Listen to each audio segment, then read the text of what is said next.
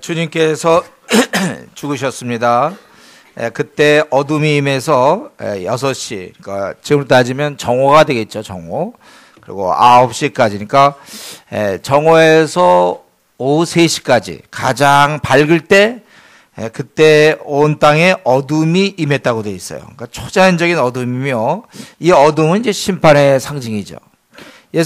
예수님께서 크게 소리 질렀습니다. 그동안 잠자코 계시던 예수님께서 이제 운명하실 때 엘리 엘리, 히브리어예요. 히브리 엘리 엘리, 하나님 라마 사막다니, 그래서 아람어인데 어찌 나를 버리셨나이까. 이때 버림을 당한 거예요. 우리 십자가에서 예수님은 왜 죽으셨냐면 하나님께 버림을 당하신 것입니다. 그것은 우리 갈라디아서 3장 13절에 있는 것처럼 그리스도께서 우리를 위하여 저주를 받은 것입니다. 저주를 받아서 예수님은 그냥 죽은 것이 아니라 저주를 받은 거예요. 그래서 기록된 바 나무에 달린 자마다 저주 아래 있는 자라 했다. 어떤 자가 엘리야를 부른다 하고 구원하나 보자 이랬고, 또 다른 어떤 자는 신포도주를 먹으면 해면, 스폰지죠. 그것을 갈대에 끼워 마시게 한 것입니다.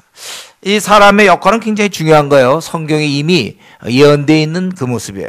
저희가 쓸개를 나의 식물로 주며 갈할 때 초, 바로 이 신포도주 그를 마셨사오니, 이미 구약이 예언된 대로 그렇게 한 것이고, 그리고 이제 예수님께서 50절 크게 소리 지르고, 아마도 우리가 이것은 어떤 말씀이었을까요? 요한복음 19장에 보면 다 이루었다 큰 소리를 지르시고 영원히 떠나셨습니다. 예수님은 결국 하나님의 진노를 받으시고 십자가에 운명하신 것입니다. 우리 모든 인류의 죄를 뒤집어쓰고 우리 때문에 십자가 아래 저주 아래 죽으신 것입니다. 그렇기 때문에 십자가는 우리의 죄에 대한 고발이에요. 실은 우리가 이처럼 죽어야 되는데 우리가 바로 이렇게 죽을 수밖에 없는, 하나님 볼 때는 멸망시킬 수밖에 없는 삶을 살았다는 것입니다. 그러한 삶은 하나님이 좋아하지 않는다는 거예요. 엉터리라는 것이며 가치 없는 그러한 삶은 다 십자가에 못 박아야 된다는 것입니다. 너희가 그렇게 살아도 되느냐? 그런 것에 대한 질문이요, 실책이라고 볼 수 있습니다. 우리는 꽤 의미를 들고 우리 삶을 살고 있지만 하나님 보시기에는 껍데기다. 껍데기. 굉장히 분주하게 바쁘게 살지만 하나님 볼 때는 그것은 죄악된 삶에 불과하다. 그런 표시예요, 십자가는. 그래서 여러분 빨리 마무리할수록 좋은 것입니다. 우리가 빨리 정리하면 좋을 그런 오염투성이의 허망한 삶임을 알려주는 것이 바로 십자가인 것입니다. 그러므로 여러분, 우리는 십자가에 나가야 합니다. 뚜벅뚜벅 걸어가서 우리 자신의 이 죄성을, 우리 자신의 이 한심함을, 허망함을 회개해야 되는 거예요. 지금처럼 살면 안 된다는 이 하나님의 메시지인 것입니다. 십자가에 내 자신을 달아라, 그거예요. 주님이 달리셨지만 이제 내가 달려야 된다. 죄를 짊어지시고 주님이 나의 죽으심, 나를 위해 죽으심처럼 너도 너의 죄된 짐을 지고 십자가에 못 박아야 된다. 그것입니다. 그래서 우리 갈라디아서 5장 24절, 제가 대학 시절에 좋아했다고 그랬죠. 그리스도 예수의 사람들은 육체와 함께 그 정욕, 그 욕심, 탐심을 십자가에 못 박아요. 밤낮 우리의 문제는 결국 우리 안 믿는 사람의 문제도 그렇고 믿는 사람도 이 욕심이 있단 말이에요. 욕심. 여러 가지겠죠. 돈을 많이 벌고자 하는 것, 남으로부터 인정받으려고 하는 것. 우리가 갖고 있는 근본적인 이런 욕심, 탐심을 십자가에 못 박았느니라. 그때부터 비로소 우리 새 삶이 시작되는 것입니다. 자기 만족과 유익을 구하던 이기적인 자아, 욕심을 십자가에 꽝꽝 못 박아놔야 움직이지 못하게 해야 돼. 내 욕심이 준동할 수 없도록 사람으로부터 인정받고 자기 어떤 뭘 이루려고 하는 그 욕심을 꽉꽉 못 박아야 되는 거예요. 그래서 우리는, 저와 여러분은 욕심이 없죠. 그럼 무슨 욕심이 있습니까? 올라는데 그리스도인들이 이 욕심 때문에 회사에서든지 학교에서든지 욕을 먹는 거죠. 우리의 욕심. 우리는 이제 그런 거 다 없습니다. 그냥 우리 남한테 인정받으려는 것도 우린 필요 없고, 돈을 많이 벌겠다는 것도 잘 먹고 잘 살려는 거, 다 다 허망한 것들이에요. 그것은 십자가에 다 못 박아야 될 것들입니다. 그리스도 예수의 사람들은 그 욕심을, 탐심을 십자가에 못 박았느니라. 한번 싸움이 어디서부터 나오나 보면 다 더 가지려고, 다 자기의 그 욕심 때문에. 우리는 욕심 없습니다. 여러분들이 혹시 지금 최근에 힘들어하는 게 있습니까? 가만히 추적해 보면 욕심이 있어서요. 이건 못 박아야 된다는 거예요. 이거 못 받기 전까지는 우리가 좋은 그리스도인이 될 수 없어요.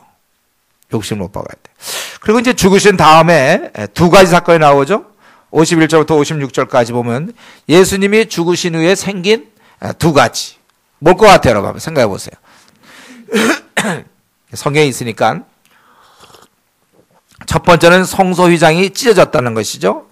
두 번째는 땅이 진동하고 바위가 터지고 무덤이 열리며 자던 성도의 몸이 많이 일어나 부활 후에 그들이 무덤에서 나와서 거룩한 성, 바로 우리 예루살렘에 들어가 많은 사람에게 보이니라, 이렇게 돼 있어요. 두 가지 사건입니다. 하나는 성소 휘장이 찢어지는 것. 예. 그 성소 휘장이 어떻게 찢어졌다고요? 예. 어디서부터 어디라고 그랬어요? 위로부터 아래로. 예. 아래부터 찢었다면은 그 사람이 찢었는데 높은 위에서부터 찢어져 내려온 거예요. 성소 휘장이 찢어져 내려온다. 우리가 아는 대로 대제사장이 1년에 한 번 딱 그 지성소로 들어가요. 그 전까지 커튼이 쭉 내려져 있는 거예요. 그건 아무나 못 들어가면 죽는 겁니다. 심지어 대제사장도 들어가서 잘못할 수 있기 때문에. 그러면 대제사장이 죽으면 누가 끄집어내옵니까? 아무도 못 들어가는데. 어떡하죠? 대제사장이 죽으면 들어가서. 그래서 이제 줄을 달아매고 들어가는 거예요. 그 대제사장에 보면 이렇게 제사장 옷에는 방울이 달려 있죠. 그러니까 밖에서 딸랑딸랑딸랑 소리 나면은 이제 아주 잘하고 있구나. 이제 소리가 안 나? 가만히 있어? 그러면 이제 잡아 당겨야 되죠. 아무나 못 들어가. 이 죄인들은 거룩한 하나님을 만날 수 없다는 것입니다. 이 커튼이 쫙 들여내려진 것은. 근데 예수님이 죽었을 때 커튼이 위에서부터 아래로 찢어져 버렸어요. 그 길은 우리를 위하여 휘장 가운데로 열어놓으신, 바로 주께서 열어놓으신 새롭고 살 길이요 휘장은 곧 그의 육체니라. 히브리서 10장의 말씀. 이렇게 다 찢어서 우리로 하여금 교제할 수 있도록. 그러니까 우리가 주님께서 왜 십자가에서 죽으셨는가? 우리 같은 죄인을 하나님 앞에 나서게 하려고. 하나님과 멀리 떨어져 있고 원수되었고 아무 관계가 없던 저 여러분을 하나님을 뵙고 친밀하게 지낼 수 있도록 만들기 위해서 예수님이 십자가에 죽으신 것이다. 그래서 죽자마자 이에 성소의 휘장이 비로소 예수님이 모든 죄의 저주를 다 담당하심으로 성소 휘장이 그때 찢어지는 거예요. 그 오랫동안 있었던 휘장이 그때 찢어지는 거예요. 이 말은 뭡니까? 이제 너희들은 하나님 나와 교제할 수 있다. 더 이상 죄인이 아니에요. 왜냐하면 예수님이 죄를 다 지고 나갔기 때문에. 그러므로 우리는 지금 이렇게 예배를 드릴 수 있는 것입니다. 우리가 말씀도 보고 기도도 하고 하나님께 예배를 드리는 것은 이거는 바로 주님의 공로예요. 크나큰 은혜인 것입니다. 우리만이 누릴 수 있는 특권이에요. 주님께서 죽어가면서 만들어주신 바로 귀한 생명의 길이고 우리는 그것을 누리는 것입니다. 그러므로 여러분, 우리가 예배 드릴 때마다 이 특권에 감사해야 돼요.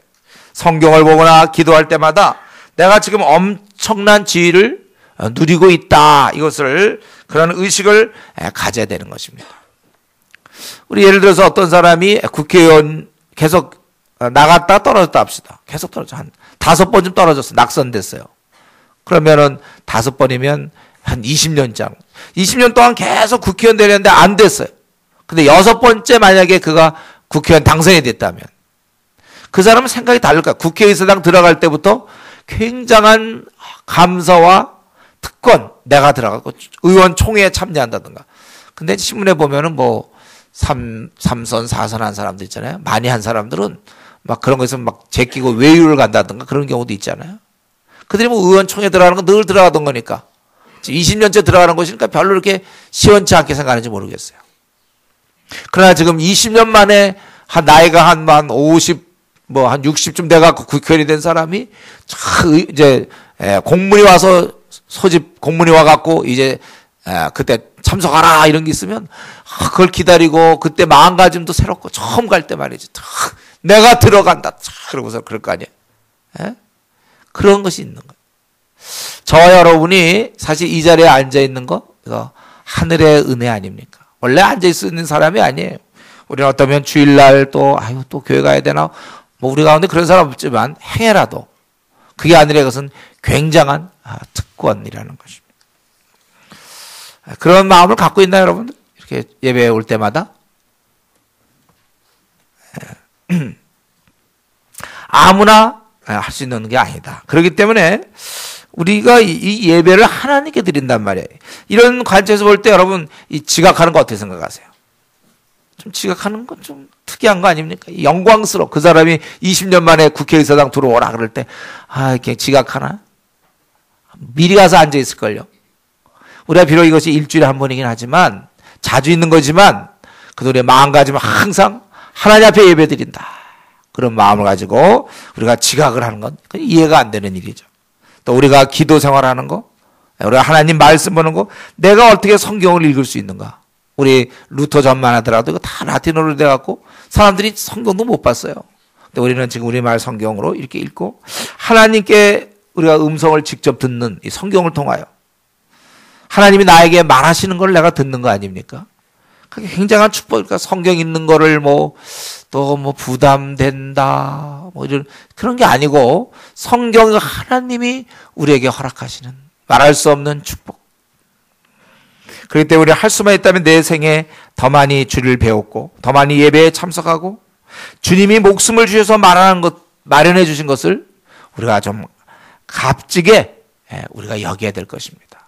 일상화돼서 성경 보는 거, 기도하는 거 그냥 평범하게 생각할지 모르지만 하나님, 우리 주님께서 목숨 버려 십자가에 죽으신 그 대가로 우리가 하나님과 교제 나눈다는 거예요. 그리고 두 번째는 바로 이 바위가 터지고 무덤이 열리며 부활로 일어나 거룩한 성에 들어가 많은 사람에게 보였다. 이건 무엇입니까?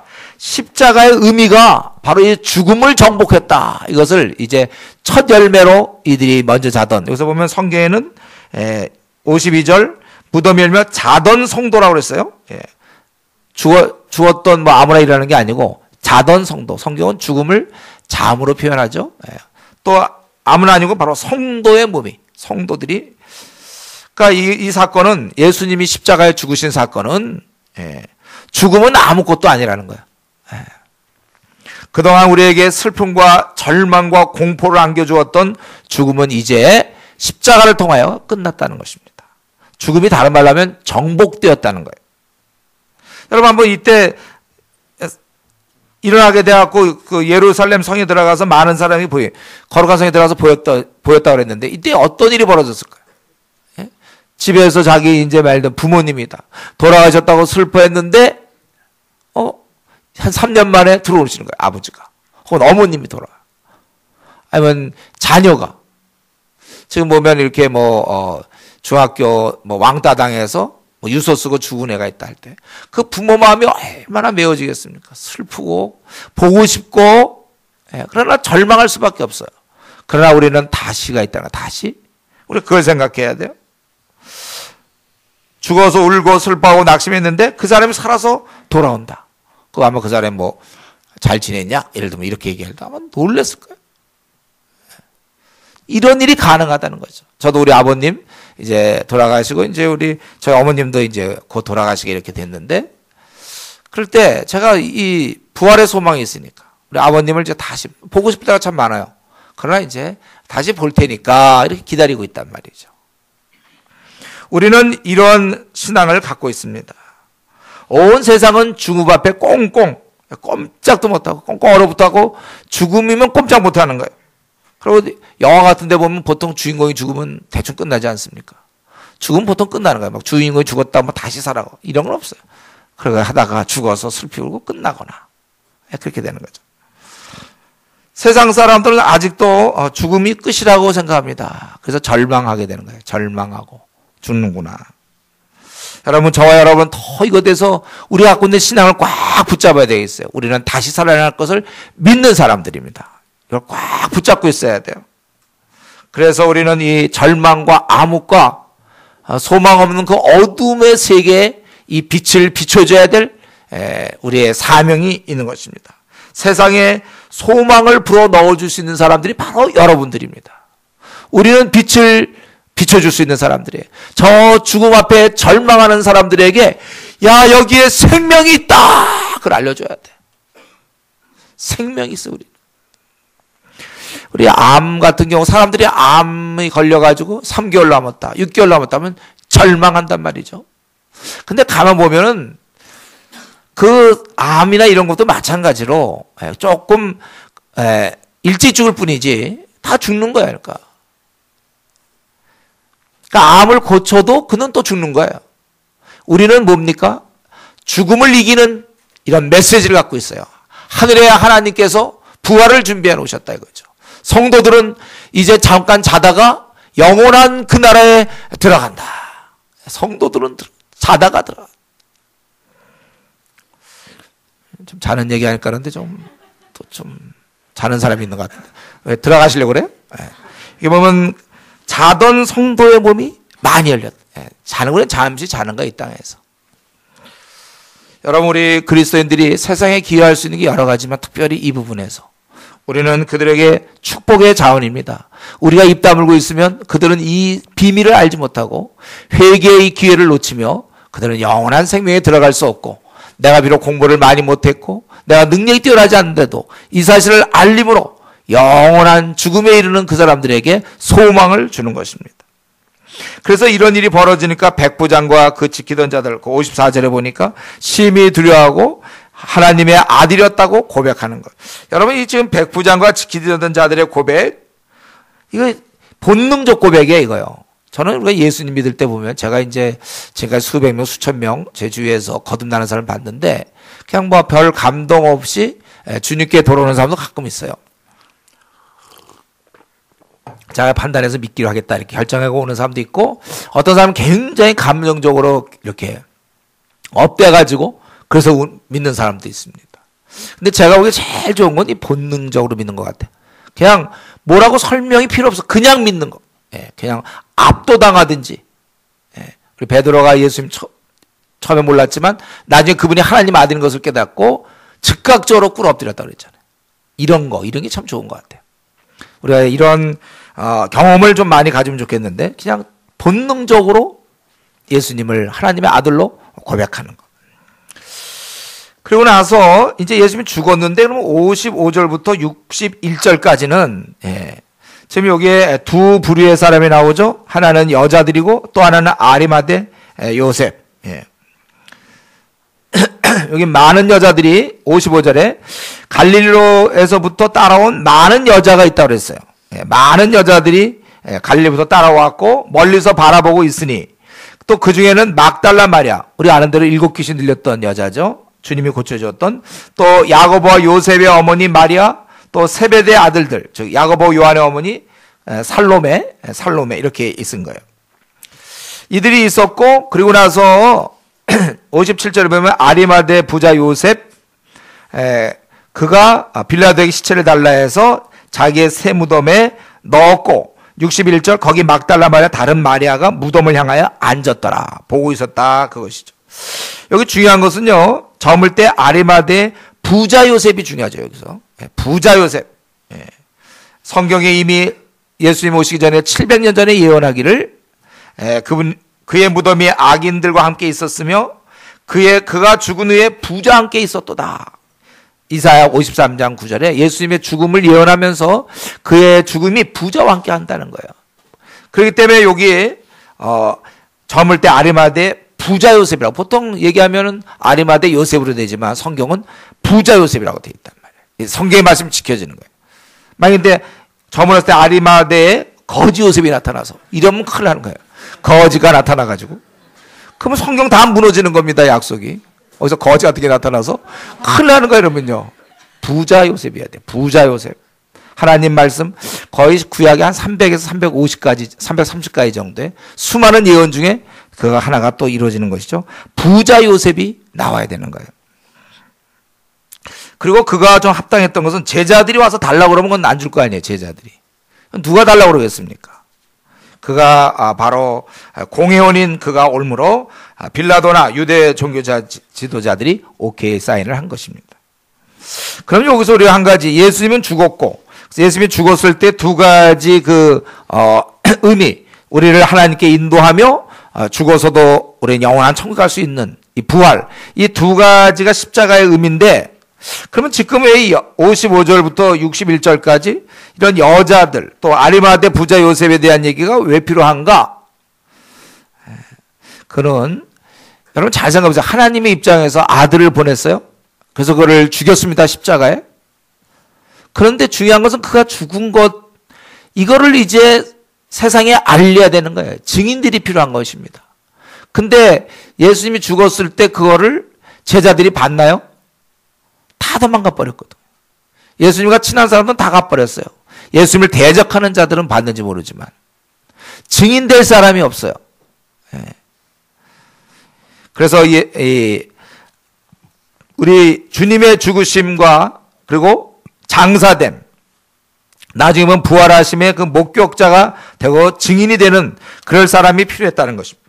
굉장히 중요한 역할이죠. 우리 기독교에서 예수님의 죽음이 아주 중요한 거 아닙니까? 예수님이 이 땅에 오신 이유가 죽으러 왔는데, 그래서 기껏 죽었는데 아무도 몰라. 혼자 죽었어, 예를 들면. 그럼 어떻게 설명하겠어요? 죽음이 확실해야 그 다음에 부활로 연결되는 거거든요.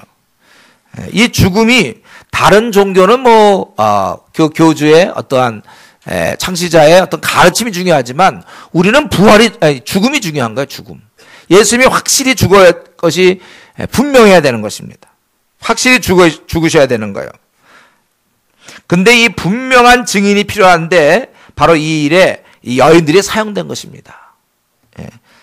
제자들은 이미 도망가서 증언할 수가 없어요. 그분의 죽음에 대해서 할 얘기가 없어요. 이 증인들은요, 굳이 힘이 셀 필요 없습니다. 공부를 많이 할 필요도 없어요. 단지 눈만 떠 있으면 돼. 보기만 하면 돼. 죽은 것을 보는 게 중요한 것입니다. 그러므로 이 상황 속에서 예수님을, 만약에 많은 남자들이 모였다 그러면 해산당하거나 잡혀가거나 그랬을 거예요. 예수님을 따르는 사람들이. 근데 여자들이기 때문에 힘이 없는 걸로 보고 저들이 폭동일 것도 아니고 그러니까 이들이 다 보고 있었다는 거예요. 그래서 거기 많은 여자가 55절 거기서 멀리서 바라봤다고 그랬잖아요. 예수님의 그런 죽음을.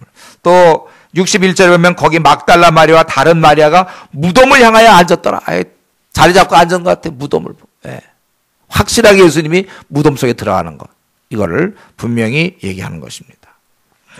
여러분, 근데 여기 보면 그 여인들이 아주 충성스러웠죠. 갈릴리로서부터 따라왔다는 거 보니까 무슨 병고침을 얻었거나 많은 은혜를 얻은 것 같아요. 그래서 계속해서 주님을 경배하기를 원하고 주님과 함께하기를 원하고, 그러다가 이들은 이렇게 이 죽음에 대한 증인이 되어버린 것입니다.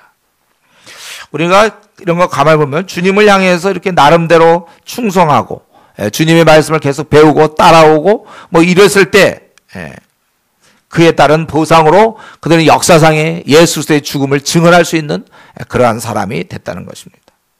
우리는 이런 걸 볼 때 얼핏 보면 이 사건 55, 56절은 그냥 묻혀져 있지만 이런 굉장히 중요한 거예요. 이들은 그냥 자기가 원래 깨달은 대로 주님께 은혜 받았으니까 주님을 따라다니고 배우고 그러는 중에 이렇게 됐다는 것입니다. 이것은 우리에게 좋은 교훈인데요. 우리가 주님에 대해서 우리가 어떤 상황이든지 자기 상황에 맞게 우리 나름대로 충성할 때 오히려 이렇게 놀라운 예수 그리스도의 죽음의 초석, 이 죽음을 증언할 수 있는, 기독교 2000년 역사에서 얼마나 중요한 역할입니까? 예수님의 죽음도 중요하지만 이 죽음이 사실인 것을 증언한, 어떻게 죽었는지를 얘기해 줄 수 있는 이런 증인의 역할을 감당하게 된 거예요. 저는 이 구절을 이렇게 보면은 과연 있는 자는 더 받아 누리는 성경의 원리, 충성스럽게 나름대로 열심히 하는 사람은 더 큰 일을 하나님께 항상 맡기세요. 그러니까 지금 여러분 나름대로 주님을 열심히 섬깁니까? 두고 보세요. 시간이 지날수록 여러분 더 큰 일을 할 것입니다. 주님은 항상 있는 자에게 더 주시는 분이에요. 가만히 있는 자에게 더 줄 수 없어요, 주님은. 세상 이치도 약간 그렇지 않습니까? 열심히 하는 사람이 자꾸 올라와서 나중에 국장도 되고 점점점 이렇게 되는 것처럼 우리가 조금씩 현재 자기에게 맞는 일을 감당. 내가 9급이다? 9급에 맞는 일을 하다 보면 이제 8급도 되고 7급도 되고 점점 큰 일을 맡는 것처럼 주님의 일도 똑같습니다. 이들은 단지 한 거는 주님을 사모하고 주의 가르침을 경청하고 따르다 보니까 어느덧 여기까지 와서 이들은 그냥 당연히 한 거 아니야, 당연히 했는데 결국 이제 이 죽음에 대한 증인으로서의 역할을 감당하게 되는 거예요. 초대교회 때 이거 굉장히 중요했을 거예요. 죽음은 목도한 거. 그리고 이제 더한 사람은 57절부터 61절에 나오는 그 아리마대 요셉이죠. 다 도망갈 때 그는 오히려 자신의 신앙을 드러냈어요. 위험을 무릅쓰고 주님이 기적을 베풀 때 신앙을 고백하기 쉽습니다. 그러나 주님이 지금 죽었는데 바로 이런 상황에서 그가 신앙 고백을 한 거예요. 저는 늘 생각하는 이 아리마대 요셉이 특이한 사람 같아요. 이 사람 참 특이한 사람이에요. 하나님이 준비해 둔 사람. 이 사람 아니면 누가 시체를 가져왔겠으며. 그 상황 속에서 그러니까 예수님을 가까이 했던 사람도 다 도망갔는데 그래서 예수님을 안치해야 그 다음에 3일 뒤에 부활할 거 아닙니까? 만약에 이렇게 되지 못했다면 과연 어떻게 됐을까? 꼭 필요할 때 사용되는 사람. 제가 볼 때 이 아리마대 요셉이라는 사람을 한번 이렇게 생을 생각했어요. 그가 태어나서 쭉 살다가 이제 결국 이거 하고 벌써 죽었겠지, 우리가 생각할 땐. 그럴 때 아마 그의 생에 있어서 가장 의미 있는 일, 가장 의인, 어쩌면 이것 때문에 하나님이 이 땅에 보냈는지 모르겠어요. 모두가 다 주님을 떠날 때 누군가가 주의 시체를 책임져야 되고 그럴 때 목숨의 위험이 있지만 신앙 고백하면서 예수님을 무덤에 안치시킨 바로 그런 장본인. 그게 내가 보기에 그 아리마대 요셉이 어떻게 살았는지 모르지만 그의 생에 있어서 가장 의미 있는 태어난 목적이라고도 볼 수 있어요. 그러니까 지금 이 여인들이나 이 아리마대 요셉은 예수님의 죽음을 헛되지 않게 한 그런 자예요. 기껏 죽으셨는데 그 죽음이 확실함을 증언할 너무나도 기독교 역사상에 참으로 중요한 역할을 감당한 사람들입니다. 이런 면에서 볼 때 우리도 각자의 그런 하나님이 우리를 이 땅에 보내실 때의 그런 목적, 내가 살아야 될 의의, 이것을 여러분들이 꼭 발견하고 지금 말세 중에 말세 대한민국에 태어나게 하신 이유는 무엇일까? 중국에 태어나게 하신 이유는 무엇일까? 자꾸 생각하셔야 돼요, 여러분. 저는 이 아리마대 요셉 이걸 보면서 정말 이거는 이 여인들보다 더한 것 같아요. 여인들은 따라오다 보니까 자연스럽게 증인이 됐지만 이 사람은 자기 정말 용기를 내서 찾아가서 시체를 달라고 그러고 안장시켜요. 자기는 그냥 무심코 한 행동이지만 이미 700년 전에 부자의 묘에 들어간 부자와 함께 하겠다. 이 예언이 이루어지고 있는 인물이에요. 저와 여러분, 하나님께서는 아무 계획 없이 무계획으로 우리를 이 땅에 보내지 않음을 제가 여러 번 얘기했습니다. 지금쯤 우리가 발견했습니까? 하나님께서 나를 왜 이 땅에 보내셨는지. 그래서 하나님의 보내실 의도를 잘 우리가 알고 그 일을 하다가 우리가 죽도록. 우리 그냥 늙어서 죽으면 안 돼요. 우리 나름대로 내가 이 시대를 어떻게 살다가 죽어야만 되는가. 무엇 때문에 지금 하나님께서 나를 이 대한민국에 태어나게 하셨고 중국에 태어나게 하셨는가. 지금 역사의 축이 정말 말세를 향해 가고 있고 지금 이 촛대가 우리 한국으로 왔다가 지금 중국으로 건너갔는지 건너는 중이 잘 모르지만 이럴 때 왜 하나님이 나를 이 땅에 태어나게 하셨는가. 부자 되세요인가요, 우리가? 부자 되세요 하려고 태어났나, 우리? 도대체 나는 왜 태어났습니까? 이거 여러분들 기도하셔야 돼요. 분별해야 됩니다. 준비되고 사용돼야 돼요. 한 번뿐인 내 생, 가장 의미있게 사용돼야 되는데, 제가 보니까 이 아리마대 부자 요셉은 이때 사용된 거예요. 자기 삶의 목적을 이룬 거라고 볼 수 있어요. 이러면서 우리는 이렇게 늘 예배 드리지만 이런 중에 속히 빨리 한 사람 빨리빨리 자기의 삶의 목적을 찾아야 되고 의의를 찾아서 우리가 그것을 분별하고 또 그것을 준비해서 남은 생을 써야 될 것입니다. 바라기는 부디 앞으로 한 40년 남은 생, 50년, 30년 남은 생 그냥 보내지 마세요. 잘 먹고 후세 사람들이 기록할 때 잘 먹고 잘 살다 갔다. 그거 아니고 뭔가의 의미 있는 그러한 삶을 살 수 있기 바랍니다. 이제 마지막으로 거기 62절부터 66절까지 보면 무덤을 파수하는 모습을 볼 수 있어요. 대제사장 바리새인들이 빌라도를 찾아가요. 근데 여기 나오는 이 경비병도 결국은 사실은 하나님이 쓰고 있는 거예요. 3일 후에 살아난다 했으니 혹 제자들이 도둑질하여 살아났다 하면 후에 속임이 전보다 더 클까 합니다. 64절에. 그러니까 빌라도가 너에게 경비병이 있으니 힘대로 굳게 하라. 이 성전 경비병인데 그것은 우리 28장 14절에 보면 예수님 부활한 다음에 이 말이 총독에 들리면 우리가 관하여 너희로 근심하지 않게 하리라. 이런 걸 볼 때 어떤 사사로운 사병이 아니고 로마의 군병인 것 같아요. 그래서 파견 나와 있는 그들 경비병들과 함께 가서 그래서 돌을 임봉하고 무덤을 굳게 지켰다는 것입니다. 우리 종교적 지도자들은 이때 두 가지를 몰랐습니다. 첫 번째는 예수님이 진짜 하나님의 아들인 걸 몰랐어요. 3일 후에 부활하면 반드시 부활해. 이렇게 경비병 막아갖고 되는 문제가 아니에요. 이걸 몰라고 또 하나 모르는 게 있었는데 제자들이 겁쟁이라는 사실을 몰랐어요. 제자들이 뭘 와서 훔치겠습니까? 놔둬도 돼 안 훔쳐. 그 사람들 지금 다 버섯 뿔뿔이 흩어져서 거기서 뭐 고기를 잡고 있든지 뭘 하지. 올 생각 아예 안 해. 우리 제자들이 누군데 옵니까 여기를. 근데 이제 혹시 그 제자들을 굉장히 의리의 인물로 생각했는지 와서 끊을지 모르니까 경비병 필요해요. 결국 이들이 근데 한 일은 어떻게 됐어요? 이렇게 무덤을 지키고 경비병이 지키고 이렇게 되는 것이 결국 우리 하나님의 증거, 이 부활을 확실시함이었다는 거예요. 우리 요셉 형들이 그랬지 않았습니까? 요셉을 시기하여 그를 미워해서 애굽에 팔아넘겨 바람에. 그래서 또 그가 그냥 보디발을 거기에서 그 청지기로서 살다 죽을 뻔했는데 또 보디발 아내의 유혹과 그의 고자질로 인하여 그가 감옥에 들어가고 또 감옥에 들어가는 바람에 감옥도 아주 중재수가 들어가는 곳에 들어가서 왕의 장관들을 만날 수 있었고 이런 모든 것, 이 요셉의 형들이 시기 미워하여 보냈지만 결국은 이집트의 총리가 될 수 있는 이런 모든 것이 우리 역사상 보면은 이렇게 이런 것들이 이루어지는 거 아닙니까? 우리가 알아야 될 것은 이 대적자들이 여러모로 계획하고 애쓰나 지금 여기도 이 바쁜 가운데 대장 바리새인들이 또 빌라도에게 가서 말이죠.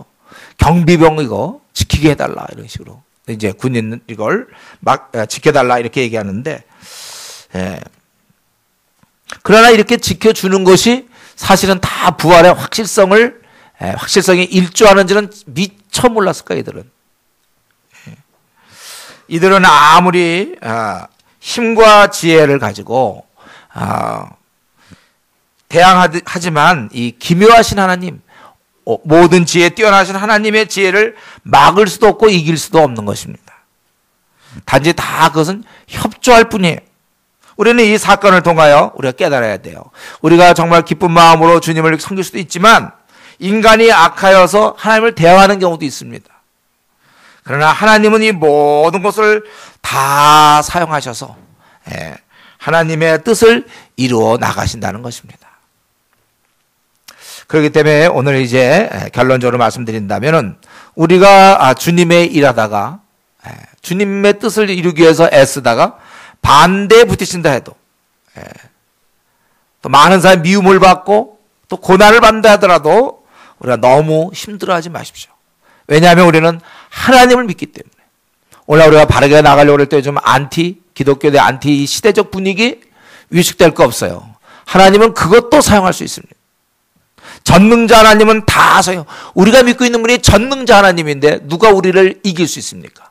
그들이 안티로 나가고 또 아니면 회사에서 나름대로 내가 주의를 하려고 그럴 때 무슨 방해가 있고 뭐 잘린다고 그럴지 모르겠고 어려움이 있다 할지라도 내가 하나님을 섬기고 하나님의 뜻대로 살려고 한다면 우리는 반드시 승리하는 거예요. 하나님은 권능이 크시고 지혜가 한 없으셔서 죄를 막는 그 어떤 것도 그분을 막을 수가 없어요. 결국 그것을 하나님은 선한 쪽으로 다 돌리는 것입니다. 그러니까 여기서 이 많은 여자들 또 이 아리마대 부자 요셉 이들이 하나님 나라를 위하여 예수님의 죽음과 부활에 기여했지만 사실 이 경비병의 기여도 만만치 않아요.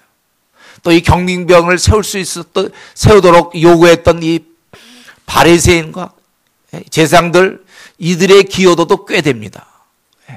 이들은 다 하나님의 뜻을 이루는데 사용된 겁니다. 악한 계획을 갖고 있었지만 그렇기 때문에 우리는 이런 하나님을 믿고 사는 것입니다.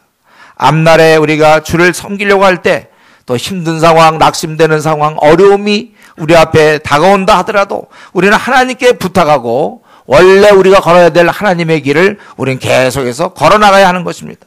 여러분, 하나님을 위해서 일하십시오. 막혀도 낙심하지 말고 계속 우리가 주님의 뜻대로 살기만 하면 되는 것입니다.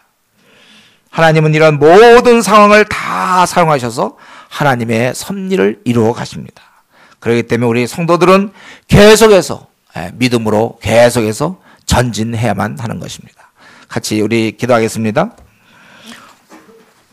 오늘 우리 주님께서 십자가의 죽으심은 나와 하나님과의 교제를 위하여 하나님 앞에 우리가 예배드리며 나아갈 수 있도록 하는 것이요, 또는 우리 죽음에 대해서 정복함을 알려주시는 거예요.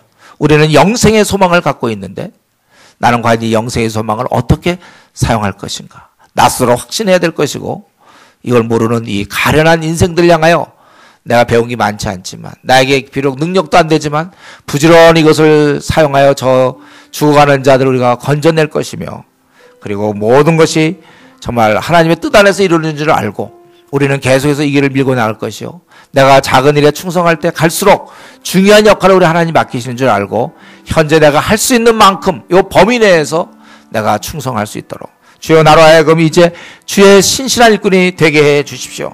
그리고 우리 이런 상황 속에서도 하나님의 모든 것이 이루어짐을 알고 계속해서 우리 주의 길을 늦추지 않냐고 계속 전진해 나갈 수 있게 해달라고 같이 기도하겠습니다.